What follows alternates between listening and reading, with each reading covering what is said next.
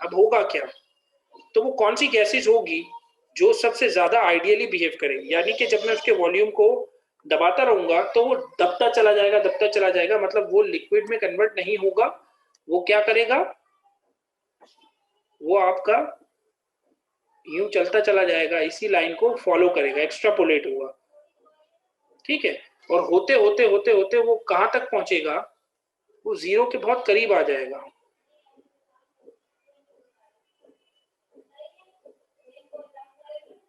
ऐसे हो जाएगा, इस तरह इतना करीब आ जाएगा।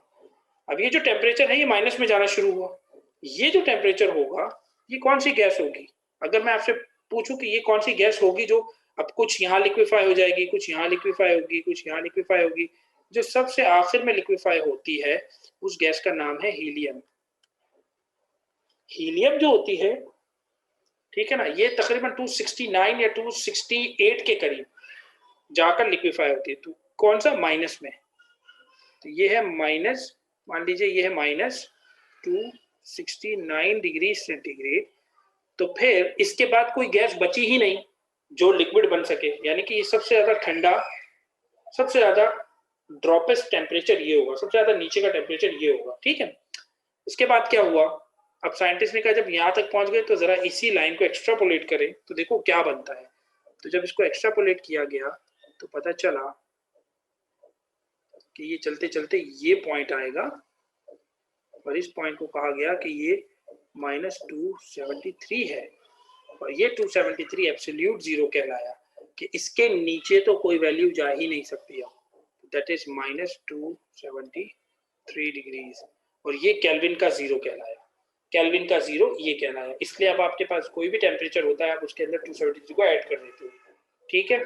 ये वो हीलियम था, और इसके फौरन पहले ये क्या था, ये था आपका हाइड्रोजन, ठीक है। तो बाकी सारी गैसेस उसके बाद आती है, मतलब उसके आगे आती हैं, उसके पीछे नहीं आती। तो हीलियम सबसे ज्यादा देर से जाके डेविएट करता है आइडियल बिहेवियर में, मतलब आइडियल बिहेवियर से हटता है, और हाइड्रोजन सेकंड नंबर पर है।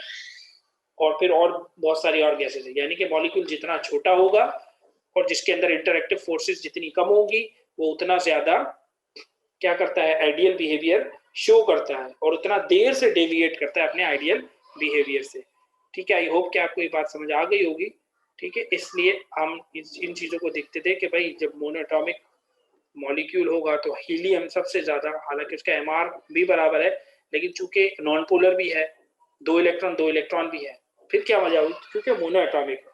फिर इसके बाद ये डायटॉमिक है, लेकिन दोनों के साइजेस बहुत छोटे हैं, जिसकी वजह से दोनों की इंटरएक्टिव फोर्सेस बहुत एंड में जाकर एक दूसरे को क्या करेगी, अट्रैक्ट करेगी, जिसकी वजह से ये दोनों लिक्विड में कन्वर्ट होंगे, ठीक है। यहाँ पर हमारा गैसेस कंप्लीट हो गया। अब इसके बाद आपका स्टार्ट होता है सॉलिड।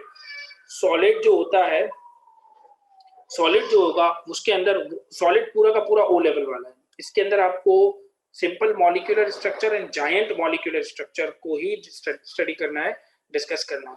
तो अब जब आप इसको सॉलिड को शुरू करोगे तो मैं इसके अंदर भी प्रेजेंटेशन में आपको दिखा देता हूँ कि इसके अंदर क्या क्या है काम की चीज़ें, लेकिन कुछ चीज़ें जो है जो ए लेवल के हिसाब से हम आपको उसमें ऐड करा देते हैं। बाकी आप ओ लेवल की बुक में जब आपने पढ़ा होगा सिंपल मॉलिक्यूलर स्ट्रक्चर क्या होता है, सिंपल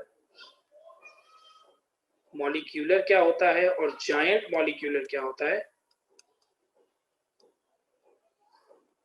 तो यही आपके पास सॉलिड की एग्जांपल में आएगा, ठीक है।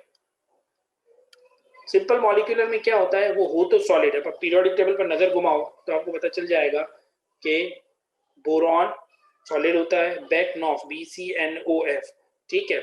तो उसमें फॉस्फोरस जैसे है आपके पास, तो फॉस्फोरस एक सॉलिड है, आयोडीन एक सॉलिड है। तो अगर मैं कहूँ बेकनॉफ BCNOF,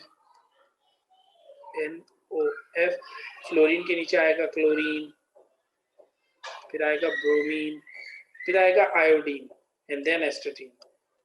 तो ये जो था ना, ये तो गैसेस में चला गया, ये भी गैसेस में चला गया, ये गैसेस में चला गया, ऑक्सीजन O2 होता है N2, ये भी गैसेस में चला गया, इसमें भी आइडियल नॉन आइडियल का क्या बात है। कार्बन सॉलिड है, पढ़ना है, बोरॉन हम नहीं पढ़ते, ठीक है। कार्बन के नीचे आएगा सिलिकॉन, ये पढ़ेंगे, ये पता होना चाहिए, आपको ओ लेवल में भी पढ़ाया गया था। नाइट्रोजन के नीचे है फॉस्फोरस, ये आप पढ़ते हो, ऑक्सीजन के नीचे सल्फर। आप इनको डिस्कस करते हो और आयोडीन को डिस्कस करते हो, एस्टाटीन को भी नहीं करते क्योंकि वो रेडियो एक्टिव है। अब सबसे पहले अगर हम ओपन करें आयोडीन से कि व्हाट इज आयोडीन, तो हमें पता है कि आयोडीन एक क्यूबिकल फॉर्म में रहता है। आयोडीन जो होता है वो क्यूब की फॉर्म में रहता है, ऐसे बनेगा, ठीक है। इसमें अंदर लेयर्स होती हैं,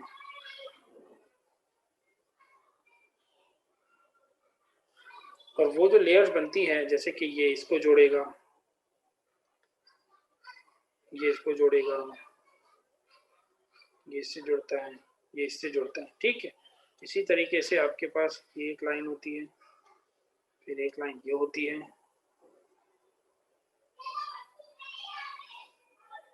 इसी तरह से एक लाइन ये होगी जो अंदर की तरफ जा रही होगी,